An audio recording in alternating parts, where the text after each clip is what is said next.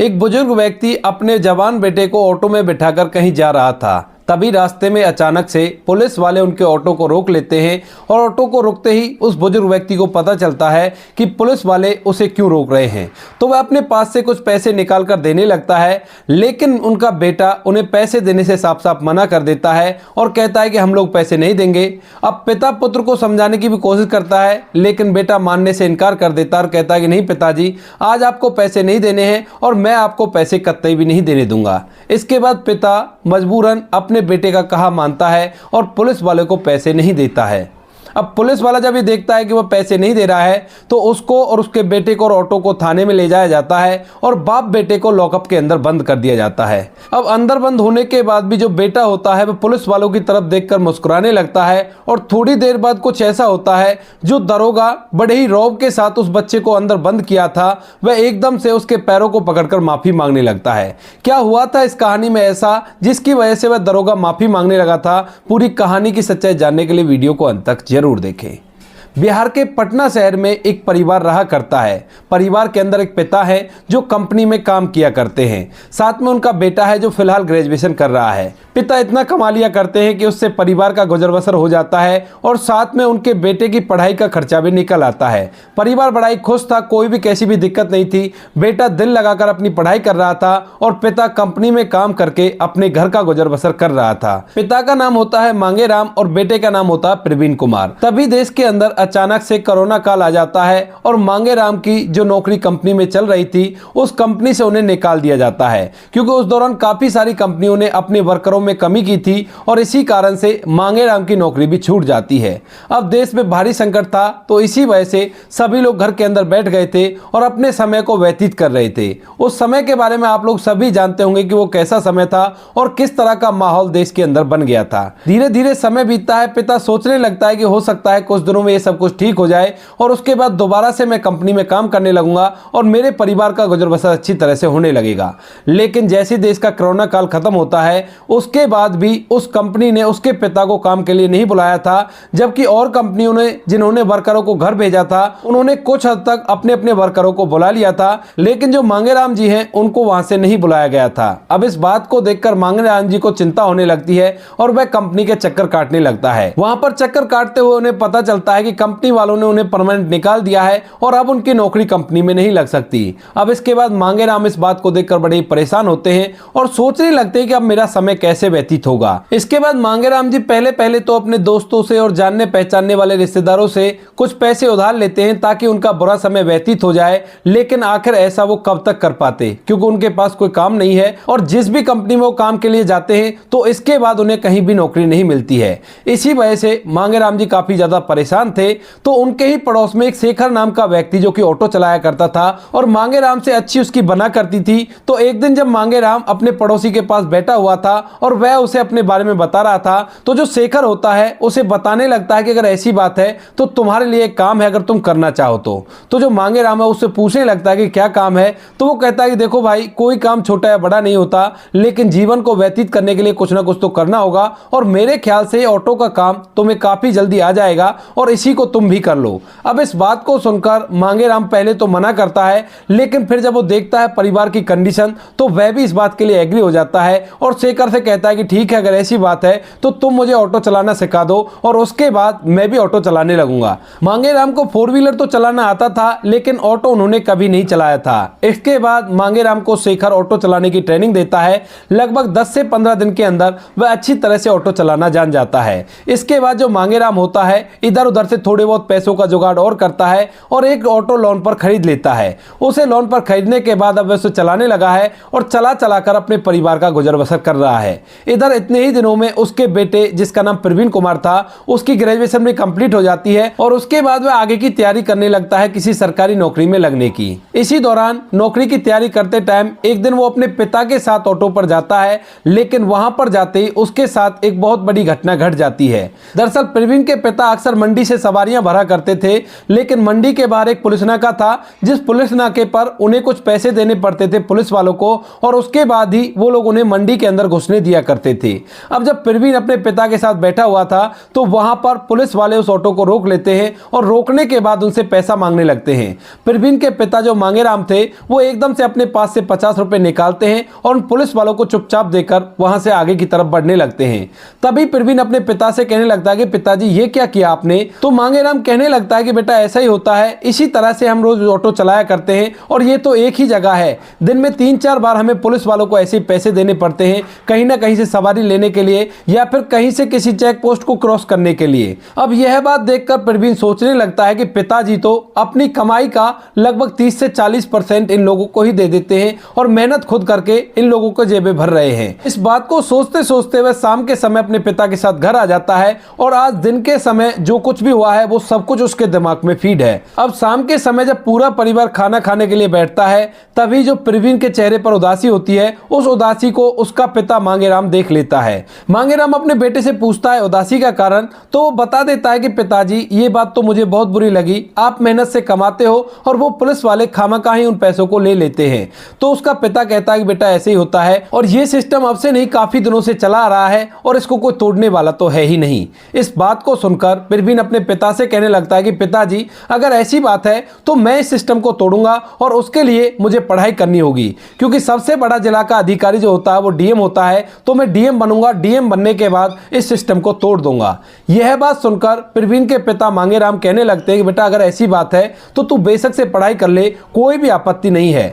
प्रवीण ने ग्रेजुएशन तो कर ही ली थी और उसके बाद वह आगे की कोचिंग करने के लिए मुखर्जी नगर जाना चाहता है और इस बात के बारे में अपने पिता से उसी समय पर जिक्र कर देता है। कहता है कि पिताजी इसकी तैयारी के लिए मुझे दिल्ली में मुखर्जी नगर जाकर रहना होगा और वहां पर थोड़े से पैसों का खर्चा आएगा, जो पैसे आपको मुझे देने होंगे। तो जो पिता होता है वो अपने बेटे का हौसला बढ़ाता है और कहता है कि बेटा तू चिंता मत कर, मैं तुम्हारे लिए कैसे भी करके पैसों का इंतजाम कर दूंगा, आखिर तू हमारी इकलौती संतान है तो तेरे लिए इतना तो कर ही सकते हैं। इस बात को कहकर प्रवीण का पिता मांगेराम उसे वहां से मुखर्जी नगर भेजने के लिए तैयार हो जाता है और कुछ पैसे इकट्ठा करके उसे दे देता है और कहता है कि बेटा तू जल्द कर, जल्द से जल्द चला जा और अपनी पढ़ाई लिखाई को जारी कर। इसके बाद जो प्रवीण होता है दूसरे ही दिन अपने सामान को पैक करता है और वहां से मुखर्जी नगर के लिए निकल जाता है। पिता ने जो कुछ भी पैसे दिए थे उन पैसों से वो वहां पर रहने का अपना इंतजाम कर लेता है और दिल लगाकर पढ़ाई करने लगता है।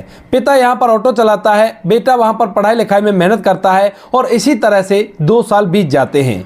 2 साल तक सब कुछ ठीक चलता है, लेकिन 2 साल के अंदर बेटे की पढ़ाई क्लियर नहीं हुई थी और उसका नंबर डीएम बनने के लिए नहीं पड़ा था। लेकिन 2 साल बाद अचानक से कुछ ऐसा होता है जिसकी वजह से प्रवीण की जिंदगी बदलने वाली थी। एक दिन प्रवीण के पिता मांगेराम का फोन प्रवीण के पास आता है। पहले तो वो हालचाल जानते हैं और हालचाल जानने के बाद अपने बेटे को घर की कंडीशन बताने लगते हैं। दरअसल प्रवीण के पिता की तबीयत खराब रहने लगी थी और इसी वजह से वो ज्यादा ऑटो नहीं चला पाते थे, दिन में 2-3 घंटे ही काम कर पाते थे। तो वो कहने लगते हैं कि बेटा अब जो कुछ भी तू कर रहा है उसको बंद कर दे और एक कोई कैसी भी नौकरी पकड़ ले ताकि हमारा गुजारा हो सके। अब यह बात सुनकर प्रवीण गहन सोच विचार में पड़ जाता है, क्योंकि उसने काफी दिनों तक मेहनत की थी और वह चाहता था कि वह कोई बड़ा अधिकारी बने और उस चीज को रोके जिस चीज के लिए वो यह बनना चाहता था। तो वो अपने पिता से कहता है कि पिताजी हम यहाँ पर बहुत ज्यादा मेहनत कर रहे हैं, तो आप मेरा हौसला मत तोड़ो। अगर आपको पैसे नहीं भेजने हैं तो बेशक से जितना आपसे हो सके उतने पैसे भेज देना, लेकिन कुछ ही दिनों की बात है, आप मुझे यहीं पर रहने दो ताकि मैं अपने भविष्य को बेहतर बना सकूं। भले ही अगर आपको परेशानी हो रही है तो आप केवल से अपना गुजारा कर लीजिए, बाकी सब कुछ मुझ पर छोड़ दीजिए, मैं अपने आप पैसा कमा लूंगा, यहाँ पर कोई काम कर लूंगा। इस बात को सुनकर जो प्रवीण के पिता होते हैं वह सोचने लगते हैं कि बेटा के अंदर जब इतना जुनून है तो क्यों उसकी हिम्मत को तोड़ा जाए, और वो भी कह देते हैं कि ठीक है बेटा अगर ऐसी बात है तो तू वहां पर मेहनत कर ले और मेहनत करने के बाद अपना गुजारा कर ले, यहाँ पर तो जैसे तैसे करके मैं संभाल लूंगा। इस बात को सुनकर जो प्रवीण होता है अब वहीं पर अपने लिए कोई काम ढूंढने लगता है। वह सोचता है कि कोई पार्ट टाइम काम कर लूंगा और उसके बाद अपनी पढ़ाई लिखाई को भी जारी रखूंगा। स्टार्टिंग में उसे एक काम मिल भी जाता है, लेकिन उस काम को करने के बाद जो प्रवीण होता है उसके पास पढ़ाई के लिए टाइम नहीं बचता। 8-9 घंटे का पार्ट टाइम काम था और 8-9 घंटे काम करने के बाद उसके पास इतना टाइम नहीं था कि वह पढ़ाई भी कर सके, और ऊपर से काम करने की वजह से उसके शरीर में थकान भी होती है। तो वह सोचने लगता है कि यह काम तो नहीं जमेगा, बेटा अगर ऐसा करूंगा तो बिल्कुल से मेरी पढ़ाई नहीं होगी और पढ़ाई करने के लिए मुझे कोई ना कोई और जरिया ढूंढना पड़ेगा। एक चौराहे पर खड़ा होकर वह यह सब कुछ सोच ही रहा था, तभी अचानक से उसके सामने से एक ऑटो वाला निकलता है। अब ऑटो जैसे उसके सामने से निकलता है तो उसके दिमाग में एक आइडिया आता है। वह सोचने लगता है कि हमारे पिताजी ऑटो चलाया करते थे और ऑटो में से वो इतना पैसा कमा लिया करते थे कि पुलिस वालों को भी दे दिया करते थे और साथ में घर का गुजारा और मेरे लिए फीस के लिए पैसा भी भेज दिया करते थे। अगर मैं यहाँ पर रहकर ऑटो चलाऊं तो इतने पैसे तो मैं कमा ही सकता हूं कि यहाँ पर रहकर अपना गुजारा कर लूं और अपनी पढ़ाई लिखाई को आगे बढ़ाऊं। 2 से 3 घंटे ऑटो चलाऊंगा और उसके बाद मेरी पढ़ाई लिखाई में भी कोई डिस्टर्बेंस नहीं होगा और मेरे लिए पैसे भी कम जाएंगे। यही बात सोचकर जो प्रवीण होता है एक ऑटो वाले से ऑटो के लिए पूछने लगता है कि ऑटो कैसे चलाया जाता है और किस किस तरह के रूल होते हैं। तो जो वह ऑटो वाला होता है उसे बताता है कि ऑटो किराए पर मिलते हैं और दिन में आप जितने घंटे इसको लेते हो उतने घंटे के हिसाब से आपको पैसे देने पड़ते हैं। इसके बाद वह ऑटो वाले से किराए पर देने वाले का एड्रेस ले लेता है और वहां पर उसके पास पहुंच जाता है। वहां जाने के बाद जो मालिक था वो बुजुर्ग था और उसका नाम था रामकिशन।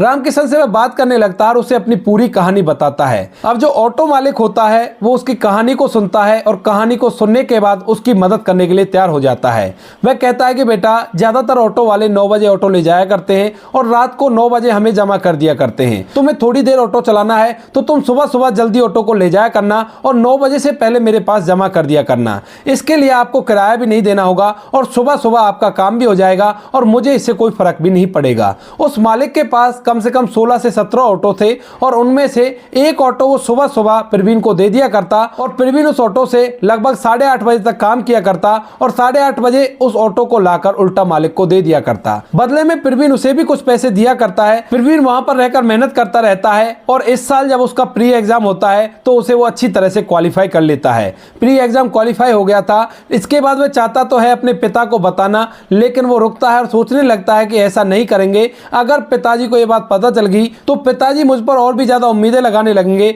और उसके बाद अगर मेन में रह गया या इंटरव्यू में रह गया तो उनकी उम्मीदों पर पानी फिर जाएगा। इसी वजह से जो प्रवीण होता है घर पर किसी को भी नहीं बताता है और आगे की तैयारी में जुट जाता है। धीरे धीरे उसका मेन एग्जाम भी हो जाता है और जैसे मेन एग्जाम का रिजल्ट आता है तो उसको इस बात से बड़ी खुशी होती है क्योंकि मेन एग्जाम भी उसने क्वालिफाई कर लिया था और अब रह गया था इंटरव्यू। अब जैसे प्रवीण इंटरव्यू देने के लिए वहां पर जाता है तो वहां पर इंटरव्यू लेने वाले उससे सभी तरह के सवाल पूछते हैं और प्रवीण अपने सभी सवालों के सटीक जवाब उन्हें दे देता है। इसके बाद प्रवीण का इंटरव्यू भी क्लियर हो जाता है और फिलहाल वह एक एसडीएम बन चुका था। अब एसडीएम बनने की उसे बहुत ज्यादा खुशी होती है, लेकिन फिलहाल भी वह अपने पिता को कुछ नहीं बताता है और अपनी आगे की ट्रेनिंग करने के लिए चला जाता है। 1 साल तक उसकी ट्रेनिंग होती है और ट्रेनिंग करने के बाद उसकी पोस्टिंग उत्तर प्रदेश में हो जाती है। अब जैसे उसकी पोस्टिंग होती है तो वह सोचता है कि क्यों ना पिताजी से मिला जाए और उन्हें मिलकर ये खुशी बांट दी जाए।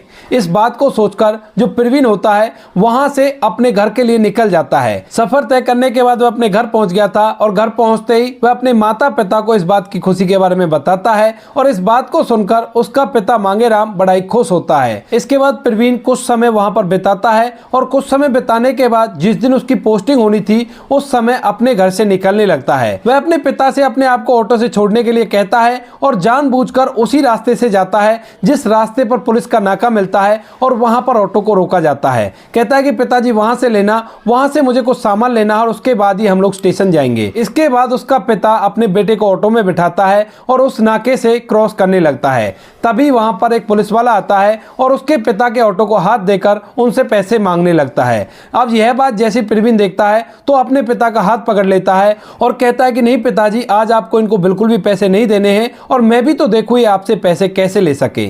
अब यह बात उस पुलिस वाले को चुभ जाती है और वह कहने लगता है कि क्यों भाई ऑटो वाले, तुझे पता नहीं है कि यहाँ का क्या रूल है? तो ऑटो वाला डरते डराते कहने लगता है कि साहब ये मेरा बेटा है और इसे अभी इन चीजों के बारे में पता नहीं है। वह दोबारा से अपना हाथ बढ़ाता है लेकिन तभी उसका बेटा फिर से उसका हाथ रोक लेता है और अपने पिता से कहता है कि नहीं पिताजी, आपको ये नहीं देने हैं और मैं आज आपको इनको पैसे नहीं देने दूंगा। इसके बाद जो पुलिस वाला होता है और भी गर्म हो जाता है और उसके ऑटो को लेकर वहां से सीधा थाने की तरफ चलने लगता है। पिता भी चुप होता है और बेटा भी चुप होता है और पुलिस वाला ऑटो को थाने में लेकर पहुंच जाता है। प्रवीण जब ऑटो से उतरता है तो उसके हाथ में फोन था और वह फोन में कुछ कर रहा था। इसके बाद वो लोग थाने में चले जाते हैं और थाने में जाने के बाद जो दरोगा साहब है वो प्रवीण के पिता को डांटने लगते हैं। प्रवीण अपने पिता की ओर लेते हुए कहता है कि थानेदार साहब, आप ये क्या कर रहे हो? हम लोग कोई क्रिमिनल नहीं है। जिस तरह से आप हमारे साथ बिहेव कर रहे हो, एक तो आप लोग घूसखोरी किया करते हो और ऊपर से हम पर दोष भी जमा रहे हो। ऐसा नहीं नहीं होगा और ऐसा मैं आपको बिल्कुल भी नहीं करने दूंगा। अब इस बात को सुनकर जो थानेदार होता है वो चिढ़ जाता है और चिढ़न के कारण उन दोनों बाप बेटों को अंदर बंद करने के लिए कहने लगता है, लेकिन परवीन उन्हें कानून बताते हुए कहता है कि आप इस तरह से हमें अंदर बंद नहीं कर सकते और यह बिल्कुल ही कानूनन गलत है। लेकिन जो थानेदार होता है वो उससे कहने लगता है कि कायदा कानून क्या होता है थोड़ी देर में तुम्हें पता चल जाएगा, जब तुम्हारी हेकड़ी बाहर निकल आएगी, जब तुम लॉकअप के अंदर बंद हो जाओगे। ऐसा कहकर थानेदार दोनों बाप बेटों को थाने के अंदर बंद कर देता है और दोनों के फोन और पर्स बाहर ही जमा करा लिए थे। इसके बाद परवीन थाने के अंदर बंद हो जाता है और वहीं पर वेट करने लगता है। बाप बेटे में थोड़ी बहुत बातें होती हैं और बातों के दौरान दोनों बाप बेटे लॉकअप के अंदर से मुस्कुराने लगते हैं। अब जैसे पुलिस वाले देखते हैं कि इन लोगों को बंद किया है लेकिन उसके बाद भी ये मुस्कुरा रहे हैं, तो वह उनकी तरफ घूर घूर कर देखने लगते हैं और बाहर से उन्हें धमकाने लगते हैं। यह बात देखकर परवीन और भी ज्यादा मुस्कुराता है और थोड़ी देर बाद सायरन की आवाज आती है और उस थाने पर डीएम साहब और एसपी साहब की एंट्री हो जाती है। अब जैसे पुलिस वालों को यह पता चलता है कि डीएम साहब और एसपी साहब दोनों एक साथ आ रहे हैं, तो उन लोगों में एकदम हड़कंप सा मच जाता है और इस बात को देखकर परवीन और परवीन के पिता और भी जोर से मुस्कुराने लगते हैं। अब जैसे डीएम साहब और एसपी साहब थाने के अंदर एंटर करते हैं तो एंटर करते ही दरोगा की खबर लेने लगते हैं और कहते हैं कि तुम क्या कर रहे हो, यहां पर रहकर तुम्हें यह सब कुछ शोभा नहीं देता।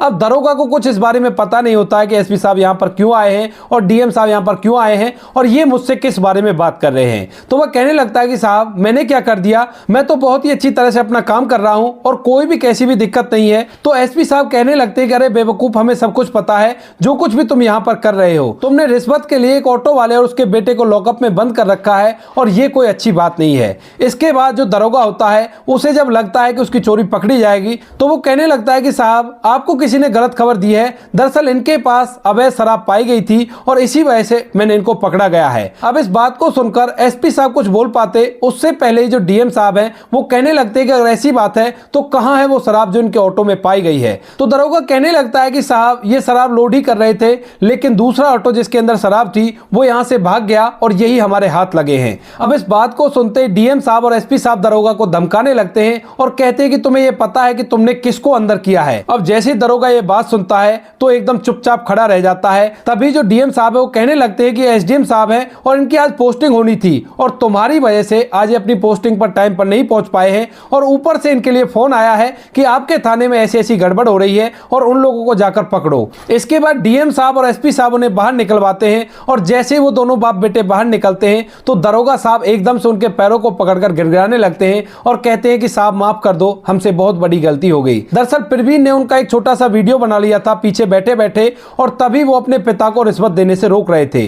उन्होंने मोबाइल फोन को ऑन करके अपने छाती के जेब में रख लिया था और उसी से पूरी तरह से उनका वीडियो बन गया था और उसी वीडियो को उन्होंने आगे भेज दिया था और साथ में मैसेज भी भेजा था। कहा था कि मैं तो अपनी पोस्टिंग के लिए आ रहा था लेकिन रास्ते में कुछ पुलिस वालों ने मुझे पकड़ लिया है और फलाने थाने में ले जाने की बात कर रहे हैं। तभी ऊपर से उनको छुड़ाने के लिए वहां के डीएम साहब और एसपी साहब के पास खबर आती है और वो दोनों भागे दौड़े उस थाने पर आते हैं और बाहर निकालने के बाद वो उनसे माफी मांगने लगते हैं। कहते हैं कि साहब हमारी वजह से आपको बहुत कुछ झेलना पड़ा तो इसके लिए हम माफी चाहते हैं और इन लोगों पर हम कड़ी से कड़ी कार्रवाई कर देंगे। इसके बाद उन पुलिस वालों पर अच्छी से अच्छी कार्रवाई की जाती है और डीएम साहब एसपी साहब खुद उन्हें अपने साथ ले जाते हैं और आगे से अपने डिस्ट्रिक्ट में ऐसा कुछ ना होने की सांत्वना देते हैं।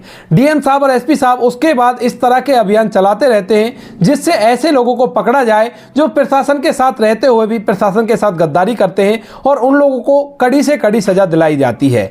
यह बात चारों तरफ फैल जाती है और सभी लोग परवीन की वाहवाही करने लगते हैं और उसके पिता का नाम चारों तरफ रोशन हो जाता है। इसके बाद जब परवीन अपनी पोस्टिंग संभालता है तो अपने माता पिता को अपने पास बुला लेता है और अब उसके माता पिता अच्छी जिंदगी जिया करते हैं अपने बेटे के साथ और कोई भी ऐसा काम उन्हें नहीं करना पड़ता है। तो दोस्तों ये थी एक छोटी सी कहानी एक साधारण से घर की जो कि कोरोना काल में पूरी तरह से बर्बाद हो गया, लेकिन उसके बाद उस बेटे ने कुछ ऐसा किया कि डिस्ट्रिक्ट के अंदर हड़कंप मच गया और चारों तरफ उसके पिता का नाम हो गया। आप क्या कहना चाहते हो परवीन के बारे में, आप क्या कहना चाहते हो मांगेराम जी के बारे में, आप क्या कहना चाहते हो डीएम साहब और एसपी साहब के बारे में? आपकी जो भी राय कमेंट सेक्शन में लिख देना, लोगों के साथ शेयर कर देना। वीडियो अगर अच्छी लगी हो तो वीडियो को लाइक और चैनल को सब्सक्राइब जरूर करें ताकि हमें थोड़ा सा हौसला मिले आप लोगों के लिए ऐसे अच्छे अच्छे वीडियो बनाने के लिए। इन कहानियों को सुनाने का उद्देश्य किसी को परेशान करना बिल्कुल भी नहीं है।